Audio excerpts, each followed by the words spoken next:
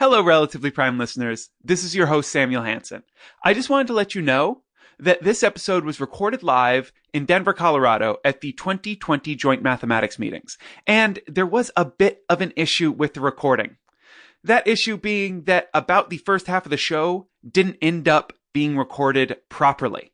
Thankfully, though, that first half of the show was only me talking. So what you are going to hear is me re-recording the bits that I did, and then we will go into the actual live bit of the recording where I am talking to other people. So really, it all worked out, but that's why there's going to be a little bit of a shift in audio quality and crowd noises about halfway through this episode. But I promise you, it's a fun one. So, without further ado, let's get to it.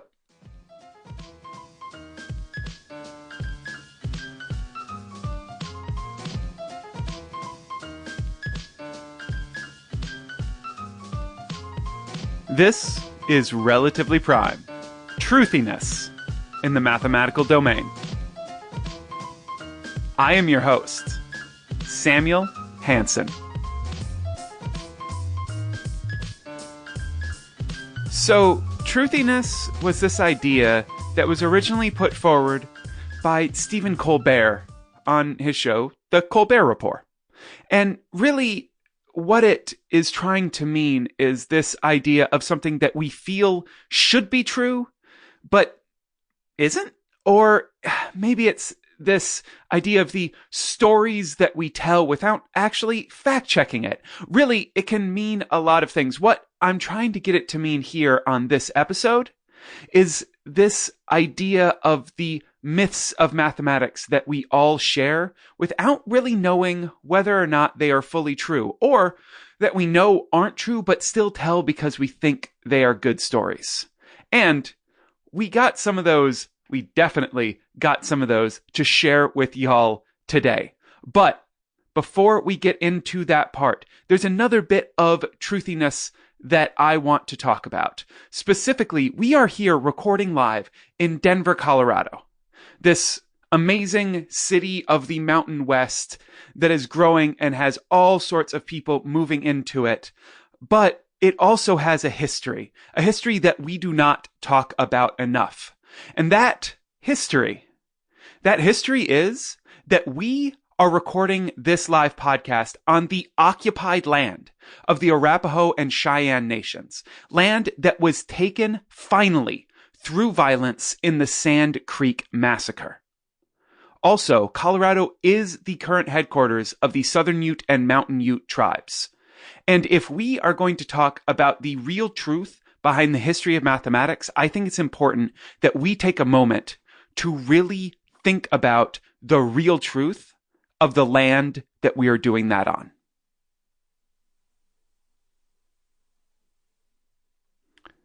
Okay, so now, for our first story of truthiness, I want to bring us back to my first ever abstract algebra course and a certain young French mathematician. Poor Galois. Poor Galois. I heard this refrain many times in my introduction to abstract algebra course when I was an undergraduate. Our professor was very sorrowful over and very taken with the story of this romantic young French mathematician whose genius was not recognized and celebrated by those around him, and consequently, he got sucked into radical politics, which led him to dying too young in a politically motivated duel that somehow also had to do with the honor of a woman who may or may not have been of ill repute, but not before spending his last night furiously writing down the mathematics, which would build the foundation of the theory which would eventually bear his name. And my professor was teaching to all of us, all while scribbling over and over again in the margins, "I have not the time. I have not the time."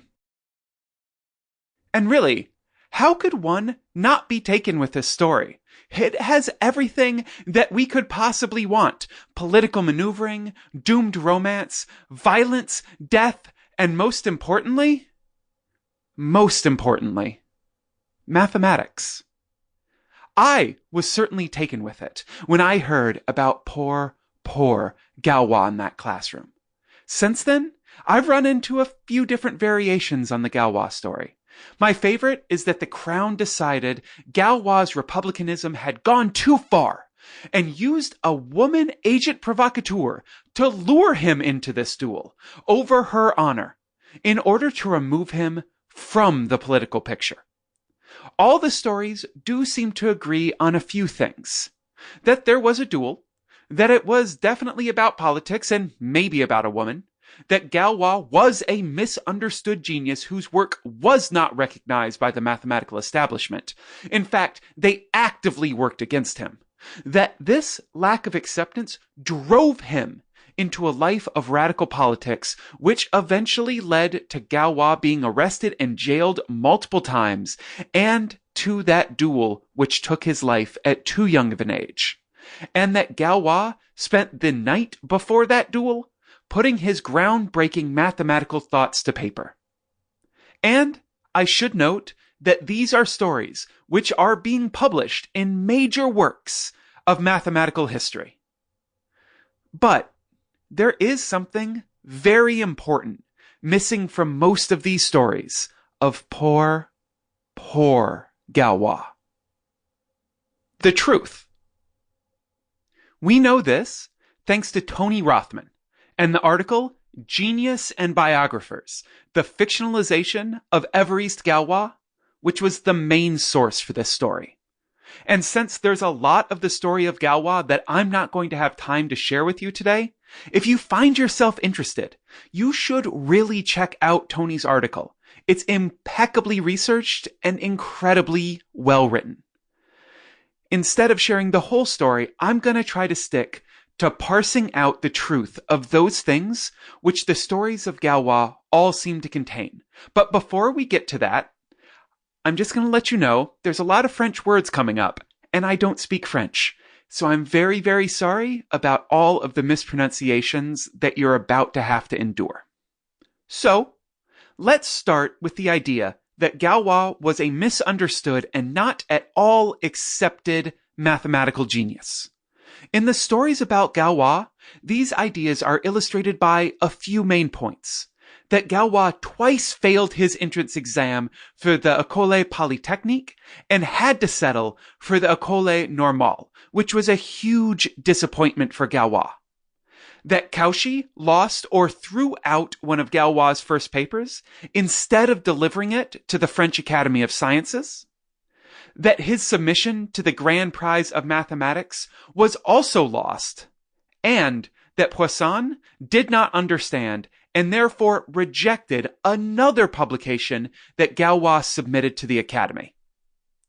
Now, it's fair to say that all of this rejection did leave Galois very jaded and feeling as though the world was against him.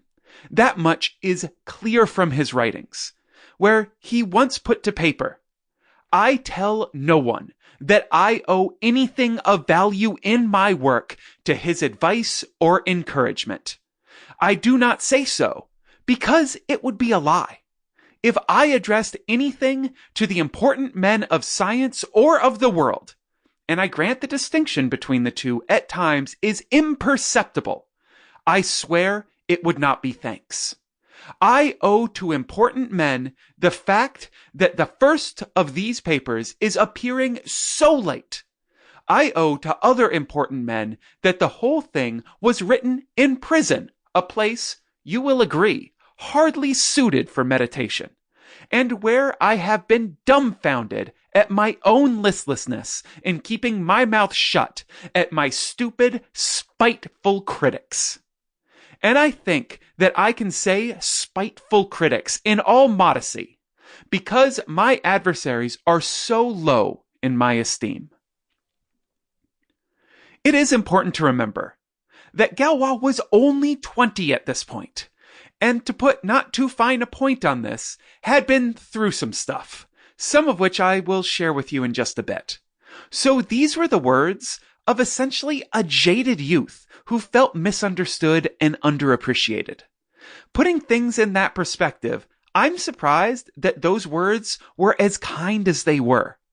But it is fair to say that Galois, and many of those who have written about him, did not bother to take the full story of all of this into account.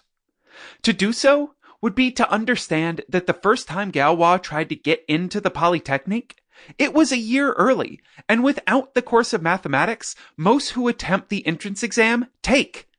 And the second was just days after his father committed suicide following a crown-aligned priest writing malicious letters about their family and signing Galois' father's name to them. No shame in not passing the exam in either case, but those failures also do not require any conspiracy against Galois to happen. Neither do the incidents with Galois' mathematical work in the French Academy. The first with Cauchy happened due not to Cauchy losing the work, but to him getting sick when he was supposed to present it. And there's a lot of evidence that Cauchy appreciated and even encouraged Galois. The grand prize work fell through the cracks when the chair Fourier died during its judging. And Poisson did not reject Galois' work because he was incompetent or working against Galois, but instead because he felt the work didn't show enough rigor, a charge that had been leveled against Galois' writing a few times before this. And Poisson said that a more complete set of writings showing the whole theory would be welcome. So, no conspiracy of stupid and unappreciative people are needed to explain the failures and coincidences which riddled Galois' short life. So how about the charge that they drove him to radical politics? It almost works, if you completely ignore the timeline. By the time of the coincidences and failures, Galois had already started down the path of French republicanism, and having his work accepted would not have changed that. The stories of Galois' life as a member of the artillery of the National Guard, threatening the king with a toast and a knife, and walking around Paris armed to the teeth are fascinating, but we don't have time to go deep into them. So instead, let me quote Rothman. He was behaving dangerously in a dangerous time. As for Galois' radical Republican politics being the cause of the duel which took his life, well, it's just another example of the people who told the stories which have stuck, either ignoring evidence or making it up in its absence. First of all, the person who has been named as the person who fired the shot that killed Galois, Péchal de Urbanville, was also a Republican. And second, Rothman found correspondence from Galois that stated, "I would like to have given my life for the public good. Forgive those who kill me, for they are of good faith." And it seems fair that Galois would have thought dueling against political enemies as giving his life for the public good, and that his predilection toward paranoia about people who should be on his side would mean that if it was a political disagreement with a fellow Republican that had led to his death, he would not have said they were of good faith. On the other hand, Rothman was able to unearth evidence that there was a woman involved, though not the woman of ill repute many of the stories contain. Instead, it was Stephanie Dumotel, the daughter of a physician. There does seem to have been some sort of relationship between them, and it does seem that Galois reacted rather strongly to something she said about a slight against her, and this likely led to the duel.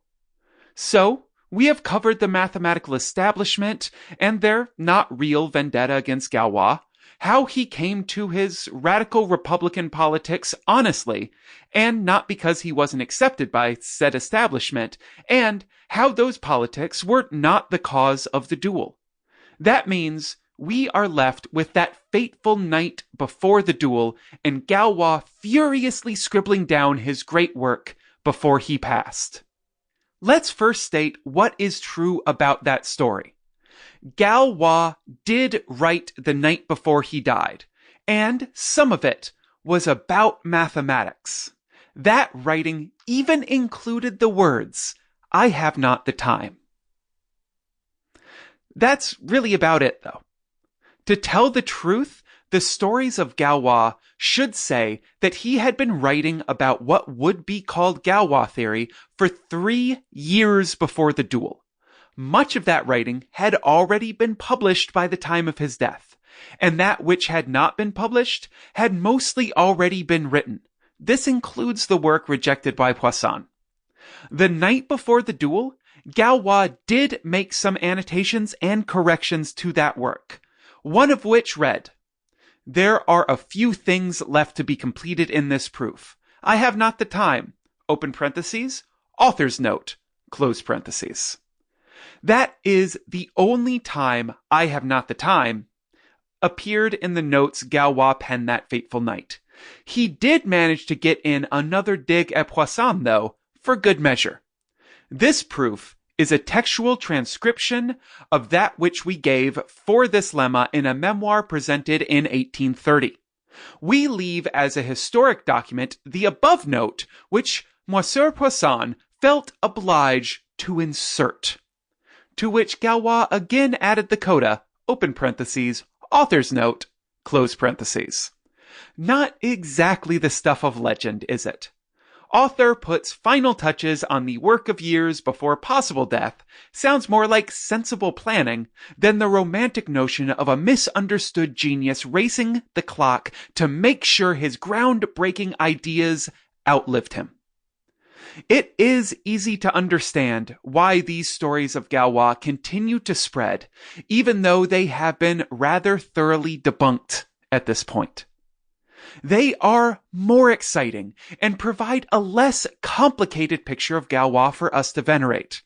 It's much easier to fall for a genius whose unfair treatment led him down a path which cut his life short and took from us the breakthroughs he inevitably would have produced, instead of a temperamental young man who had brilliant ideas but wasn't the best at communicating them and actively chose to put himself in dangerous situations which eventually led to his death.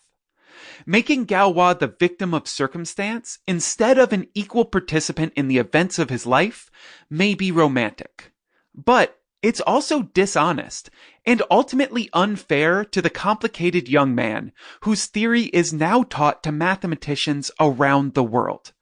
So the next time you hear someone say, "Poor Galois," poor Galois, remember this, and help them more fully understand Galois' story in a way that honors the algebraist by giving him the autonomy so many of the stories have tried to strip.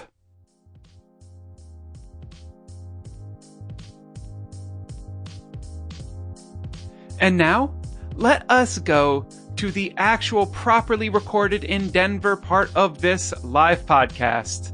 And we will start with my guest, mathematical historian, faculty member at Quest University, Glen R. Van Brummelen.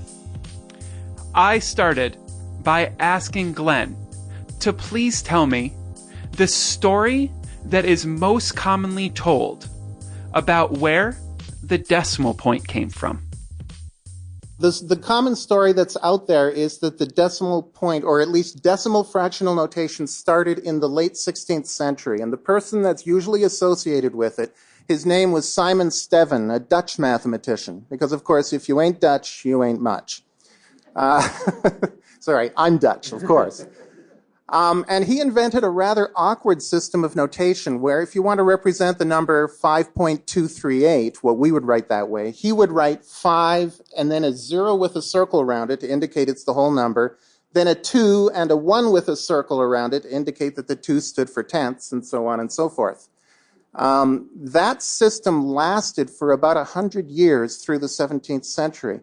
But then about 8 years after Steven, there was another mathematician astronomer whose name was Christopher Clavius, who, out of the blue, 8 years afterwards, we suddenly find him using what we would recognize as a decimal point in his work on astronomy. Clavius was not a progressive person. He was very much in favor of the ancient Greeks. In fact, he's most famous now for defending Ptolemy against Copernicus, one of the last people to do that. And so all of a sudden we find this table in Christopher Clavius in 1593 that has the decimal point, And it gets transmitted to people like Kepler and John Napier, the inventor of logarithms and so on. And over the 17th century, there are all sorts of competing notations, and eventually Clavius's notation wins, but not until about the year 1700. And that's the story that you'll read in textbooks. Okay, so what's the real story? This was a bit of a shock in my research. My research is in ancient and medieval astronomy. And so I wasn't expecting even a year ago to have anything to do with this story. But I've been working on the work of a 15th century astronomer you've never heard of called Giovanni Bianchini. Now, you've heard of Copernicus. Tell me you've heard of Copernicus. Okay. Copernicus lived around in the 1540s, thereabouts. He relied for his astronomy on an astronomer who'd lived in the previous century, whose name was Regiomontanus. Well, Regiomontanus was the dominant figure of the time, but it turns out that not everything Regiomontanus did was original to him. The concept of copyright and plagiarism was a little bit different back then. In fact, a lot of what Regiomontanus did in astronomy, he actually got from this relatively obscure Italian astronomer, Giovanni Bianchini, which I've been discovering over the last year or two. We know about Regiomontanus partly because he had the good fortune to have his works printed. The printed book started to happen a little too late for Bianchini, so people knew about Regiomontanus. They hadn't been aware of Bianchini, so I thought it might be interesting to study him. And so I was turning through these manuscript pages. They're not printed, they're handwritten. And at one point I turned a page and you could have knocked me over with a feather, because there it was in this table. It was Clavius's table, but it was 150 years earlier than Clavius. So when you see that decimal point there, my first thought was, no, it can't really be a decimal point. He's just using it as a placeholder to do something else. But the more I looked into it and the more I found out what else Bianchini had done, sure enough, he has a full-fledged system of decimal fractional numeration. It happens to look precisely the same, and it's in exactly the same context as Clavius. Now, we're pretty sure, in fact, it's basically a certainty that Clavius would have known about Bianchini's work. So we may have here another example of what you might refer to as plagiarism, but it's probably not an accurate term. So the true story is that the decimal point and decimal fractional notation actually started 150 years earlier in the late medieval period with the work of Bianchini. Clavius found it, brought it forward 150 years, and that's where it started to develop into the story we have today. Now, that's absolutely fascinating. And as a librarian, I'm glad you were digging around in the Special Collections archives. It's always good to have people using that. I was wondering, is there something about astronomy or the work that astronomers were doing that made it so that they were going to be more likely to be the ones who end up coming up with decimal fractional notation? Oh yeah. How long have you got? I've spent my career doing research on ancient astronomy in particular, and it all comes down to trigonometry. Trigonometry is the most important mathematical subject that has ever existed, and I don't exaggerate. The reason... I'm sorry, I got to... what about just basic arithmetic? We invented arithmetic in order to do trigonometry. The reason I say trigonometry is so important is that it brings the geometry and arithmetic together. The ancient astronomers wanted to try to control the heavens around them. They were the first people doing something you might call science, predicting a position of a planet, predicting an eclipse, something like this. Well, the Greeks had geometric models for modeling the motions of these planets, but they didn't have the mathematical tools to be able to turn that into a quantitative prediction. And it was people like Hipparchus of Rhodes and Ptolemy, Claudius Ptolemy, who invented trigonometry precisely to do that, to allow you to take a geometric model of a situation and then make a prediction based on it. So that's a great trigonometry was never my favorite subject. This is just hard to hear that it's this important. I'm sorry. So that's a great argument for trigonometry. But what is it about trigonometry and then astronomers that actually probably would have led to them thinking with decimal fractional notation? Okay. Well, in fact, for most of astronomy's history, they didn't use decimal arithmetic. It was in base 60. And there's a whole long story behind that. The ancient Babylonian mathematicians and astronomers had an alternating base system between base 10 and base 6. It probably goes back to some metrological things that go back 4,000 years. And as time went on, the 10s and 6s combined, and we ended up with a base system of 60. And of course, it's completely crazy to measure anything in base 60. By the way, what time is it? So in fact, that Babylonian system found its way to Greece and found its way to medieval Islam and into Europe, and it became the system of arithmetic that was just used in astronomy. It isn't the most efficient, but it's the system that was used and that everyone learned in universities. So the switch to decimals, you would think to us would be normal because we are so accustomed to it. It goes back to when we were very young. But in fact, a lot of the notions we learned when we were very young are historically rich and are not necessarily obvious. So in fact, it took astronomers more than a millennium to convert to base 10. They didn't feel that there was any reason to switch. The question never arose until Bianchini and his friends in the 15th century.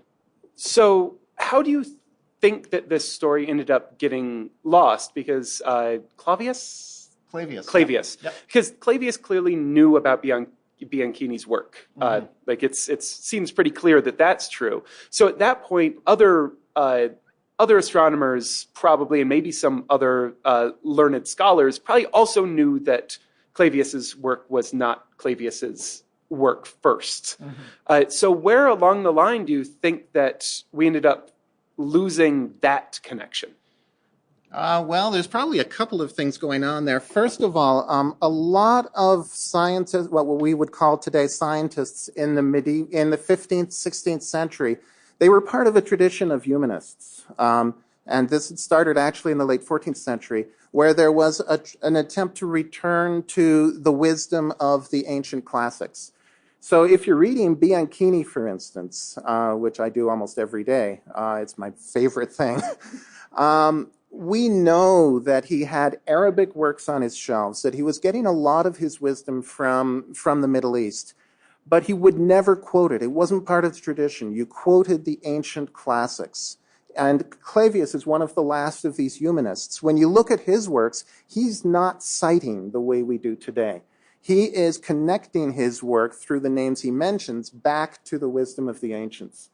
And so, Clavius isn't all that forthcoming. None of them were about precisely who they were relying upon. You have to infer that through various smaller clues. The other thing is that we tend in the history of math to, and here I'm admitting a failing of my entire discipline, to concentrate on what are known affectionately as the great men. We know about Newton. There's enough research about Isaac Newton to fill this room up to the top. We know about Leibniz. We know about Galileo. And researchers tend to get attracted to these big names. After all, that's how you become sort of a big name, is if you discover something about someone big. From the 15th century, that person is Regiomontanus. You can find all sorts of stuff about him. But the problem is, everybody's studying Regiomontanus. There were other figures that we would call on the second tier, of which Bianchini would have been one of them. That's too strong. I don't want to say nobody's paying attention. People are, but we do have a tendency to get blinded by the bright lights. So that partially answers a little bit of this next question, but it's a question that I want to dig a little bit deeper into. So the theme of this episode is truthiness, and we've already effectively fact-checked the common story of Galois. You just shared another time where we have this common story that's not giving us the whole truth.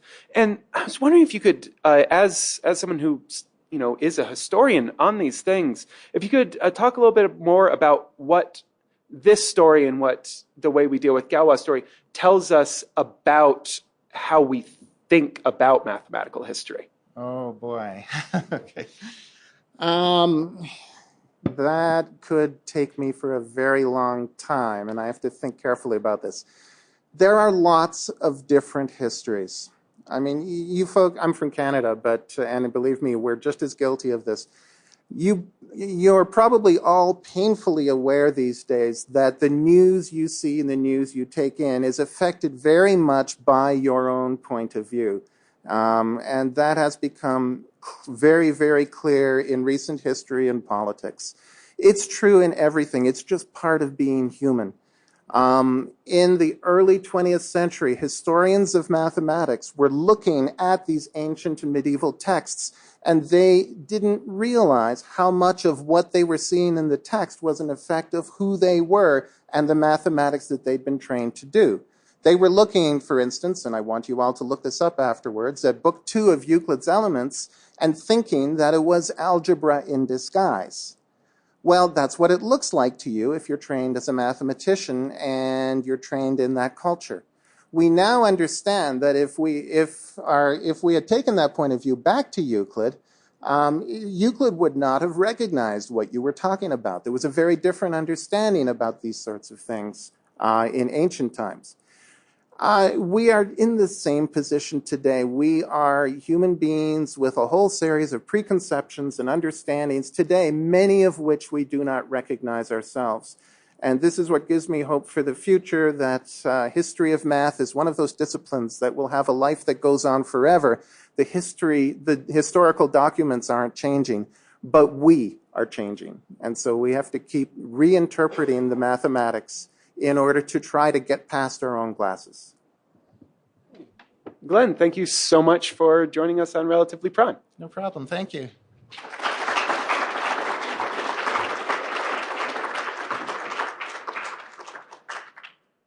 Okay, so now we're going to play a little game. And this is the part where people in the audience get to participate. So we're going to play 3 rounds of 2 lies and 1 truth. I know it's usually the other way around, but I thought this would be more fun. So if I'm going to need 3 total volunteers, and remember your voice will be recorded and this will be released. So by coming up on mic, you are agreeing to that. So are there 3 people out there who would be willing to try this? Okay, I'll take you, and you. Okay, so I guess you're up first. Come on up. Okay, so I'm going to give you 3 statements. Okay. And you just have to tell me which one is the truth. Okay. So, a student arrives late to class and sees some problems on the board and thinks them homework. Little did they know, they were instead illustrations by the professor of open problems. The student ends up solving the problems and turning them in to the shock of their professor, leading to their homework getting published for the rest of the world to see. So that's statement 1. Statement 2. In the most literal example of the truth hitting someone in the head, an apple's impact on the cranium provided Isaac Newton with the necessary inspiration to develop the theory of gravity.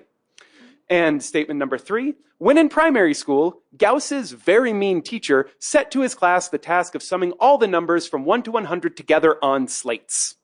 In just minutes, the mathematical prodigy Gauss completed the task not by simple addition, but by developing the finite summation formula n times n plus 1 all over 2.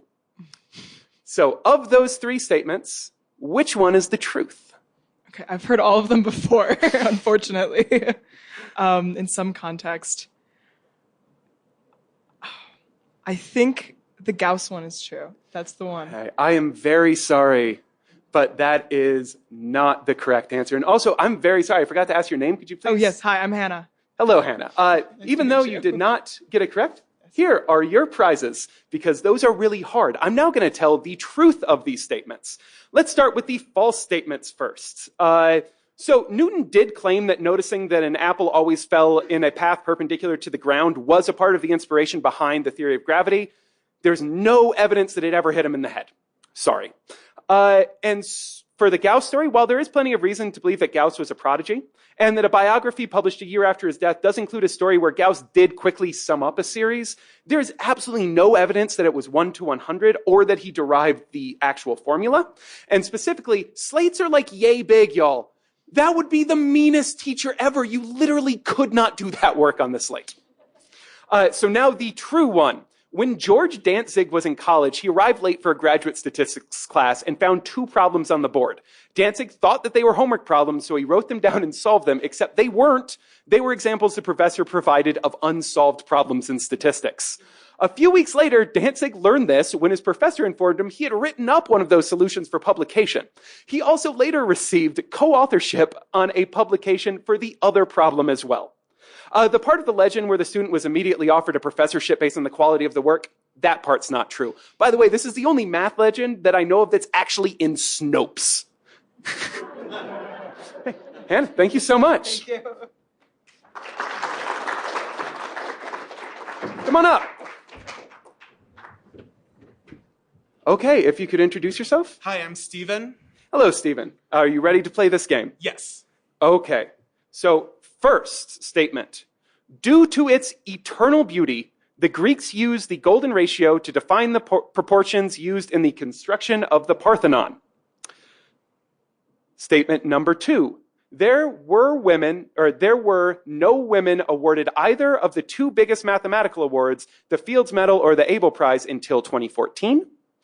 And the third statement, there is no Nobel Prize for mathematics because Alfred Nobel's wife cheated on him with a mathematician, and due to this, he always hated them. Okay, so I think the second one's the truth. It is, and it's also very, very sad. And undeserved, and we need to look at ourselves and abolish the patriarchy. Right, Thank you very much. Yes, I will, of course, tell the story of everything. Maryam Mirzakhani won the Fields Medal in 2014, and just last year, Karen Ulebek won the Abel Prize. As far as I can tell, no woman has ever been awarded the Wolf Prize. So as far as the false ones, there is no Nobel Prize for mathematics. We all know this, but it's not because Alfred Nobel's wife cheated on him, because Alfred Nobel never married. Don't know where that story came from. And as far as the golden ratio, that story actually comes from 1959 when Disney released a short animation called Donald in Mathmagicland about the beauty of mathematics. It was a huge hit and was a staple in US classrooms for years. 9 minutes of the cartoon, you can watch this on YouTube. 9 minutes into the cartoon, Donald learns that the Parthenon was deliberately built to the proportions of the golden ratio, as was the Notre Dame Cathedral, a bunch of other structures. I can't do a Donald Duck voice, I'm sorry, but says, boy, oh boy, oh boy. And since it came from Walt Disney, everyone assumed it was true, except it wasn't. This is a little bit of editorializing from Rob Eastaway. Disney was using the same artistic license that he used in all of his adaptations of traditional stories. Okay, so we have one more, and if you come on up. Hi, I'm Catherine. Hello, Catherine. And this one, actually, maybe you're going to have to step back down because this is going to be a visual one. Okay. And which of these 3 pictures represents a single published mathematician? Okay, just going to pop back in here for a second because this is a podcast and you can't see what Catherine was looking at. So there was a slide being shown to the audience with 3 pictures. One, a continental mid-Enlightenment profile portrait which has the words Legendre written on it. Then in the middle, there was a very classical picture of what appears to be someone from around the Greek era holding a slate with a compass that definitely seems to say Euclid on the bottom. And then on the right, a more modern picture of 7 people all standing around outside of a door. And it appears to be from say, around the 1930s or 40s. Okay, so now that you have those in your head, we can go back to the live recording. And once you are ready, you can come on up. By the way, I can even tell you which mathematicians they're supposed to be. Legendre, Euclid, and Bourbaki. Not supposed to help. Okay. I feel like this is maybe obvious, or I'm probably totally wrong. Euclid? I am very, very sorry, but no, that picture of 1, 2, 3, 4, 5, 6, 7 people is actually the picture of a single published mathematician named Nicolas Bourbaki, who very famously was actually the pen name of a group of mathematicians that started in France. Thank you so much. Thank you.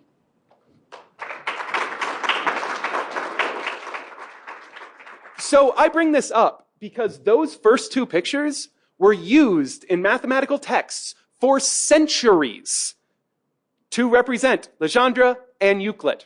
So that picture on the left is French politician Louis Legendre, and the person in the middle is Euclid of Megara, I believe. If you want to see actual pictures, this is, oh, come on, the only picture that we have of Legendre. It's a caricature, and I don't blame them for using the wrong picture. I don't think that this would just scare people. And this is Euclid of Alexandria, the Euclid that we all think of as being, the father of geometry, but had the exact same sort of thoughts about plagiarism and copyright that we were talking about earlier. And there's a pretty decent chance that most of that was borrowed work, at least from my understanding. So I want to thank everybody so much for coming and listening to this live episode of Relatively Prime. And I will close this, as I always do, by wishing y'all a matherific month, y'all.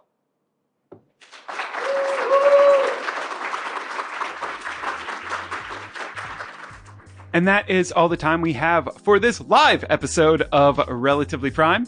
I wanted to thank everybody who played the game, my guest, Glen Van Brummelen, Tony Rothman for an amazing Galois article that I was able to use to make the Galois story, as well as the AMS and the MAA for the joint mathematics meetings where I recorded this in Denver.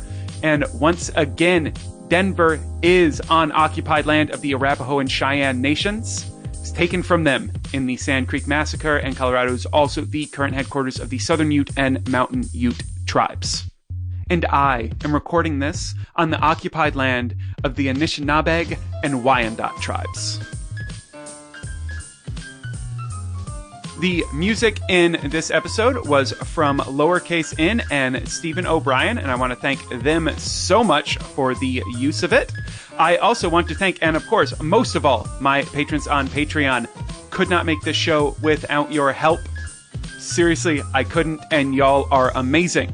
If you want to support the show like they did, you can head on over to patreon.com/relprime or relprime.com/support. And that is just about it now for these credits, except for this one really important part. Would I tell you that Relatively Prime is licensed under Creative Commons Attribution Share Alike license, so you can please feel free to use what you heard here, as long as you say that it came from Relatively Prime and you share it in the same way that I did. And even though I am about to repeat myself, have a matherific month, y'all.